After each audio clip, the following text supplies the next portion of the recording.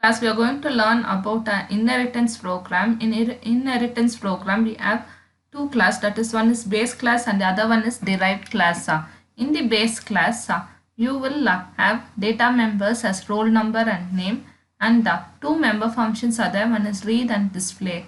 Again, in derived class, you have data members, that is marks of two subjects and total marks. Now let us see the program. These are the header files, that is hash include iostream, hash include conio.h and iomanip. Then class is a keyword here, and the student is the class name. This is the base class name, and in the base class you have got private and public as the access specifier. In the private you have got two data members, that is register number and name. Int and char are the variables, that is int and char are the data types, and variables are the register number and name. Name here is an array type. Public. And the public you have two member functions. The member functions have been defined inside the class read. In the read you have got enter register number, that is you are accepting the register number. Again enter the name, and name you are accepting. Then void display, see out register number, whatever register number has to be displayed here, and name has to be displayed.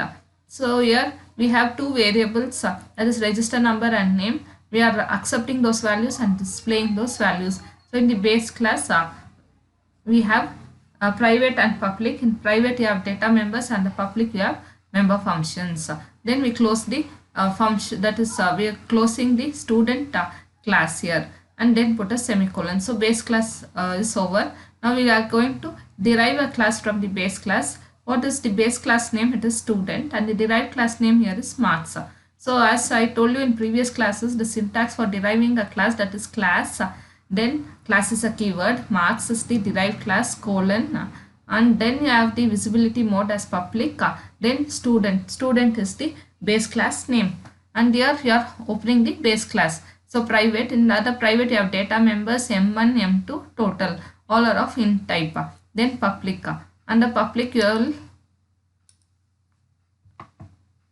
and the public you have void read1.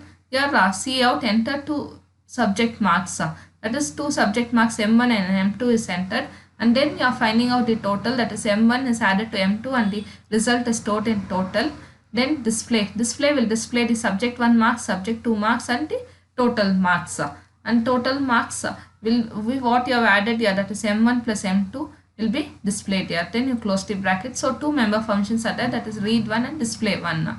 Then you close the bracket and put a semicolon. Now derived class has been defined. Now void main is a main function in any program.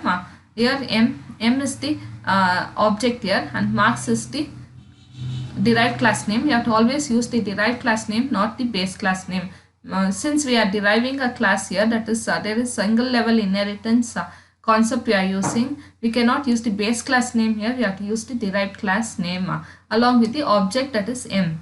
Here clear screen will clear the output screen. M dot read, that is m is the object that is been defined here. Then we are using the object name and then calling this function read. The control will go to the function here read, and it will display all the statements. Then again it will come back to the main function. Again read1. In read1 you have got enter subject marks, that is m1 and m2 marks will be display, that is accepted, and then the total will be found out. Okay, then after that we are coming again back to the main function display. It goes to the first function display. Here it will print a register number and name, whatever you accepted here will be printed here.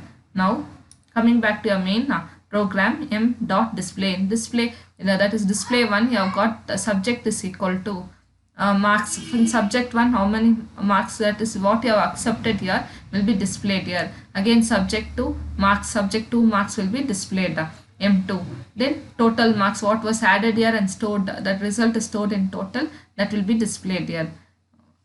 Once all these member functions are done, then get ch in order to find the output, get ch in order to get the output.